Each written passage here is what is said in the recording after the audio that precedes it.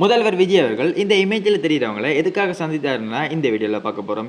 இதில் முதலாவதாக இருக்கிறது பிஎம்டபிள்யூவோட இந்தியாவோட நிறுவன மேலாண்மை இயக்குனர் தாமஸ் டோஸ். மற்ற 3 பேரும் பார்த்தீங்கன்னா யமஹாவோட இந்தியா கோஆப்ரேட்டோட தலைவரும் துணைத் தலைவர், மற்றது கோஆப்ரேட்டோட இயக்குனரும் அவர். இவங்க எதுக்காக சந்தித்தாருன்னு பார்க்குறதுக்கு முன்னாடி இந்த வீடியோக்கு லைக் பண்ணி நம்ம சேனல் சப்ஸ்கிரைப் பண்ணிக்கோங்க. அண்ட் இதில் பிஎம்டபிள்யூ கம்பெனி இயக்குனரை பார்த்தீங்கன்னா அவங்களோட எலக்ட்ரிக் தயாரிப்புக்காக முன்னேற்ற செயற்பாடுகளுக்கு வெளிப்படுத்துறதுக்கான ஒரு ஆலோசனைக்காக கூப்பிட்டுருக்காரு.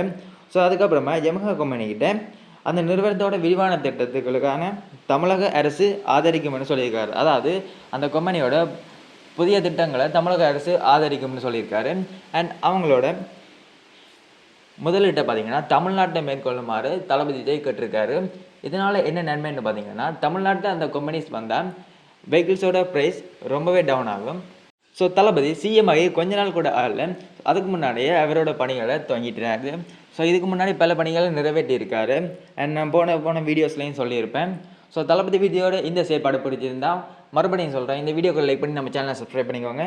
அண்ட் தளபதியை பிடிக்கும்னா மறக்காமல் கமெண்டில் சிஎம்னு கமெண்ட் பண்ணுங்கள். பார்க்கலாம் எத்தனை பேருக்கு தளபதி விஜய் பிடிக்குதுன்னு.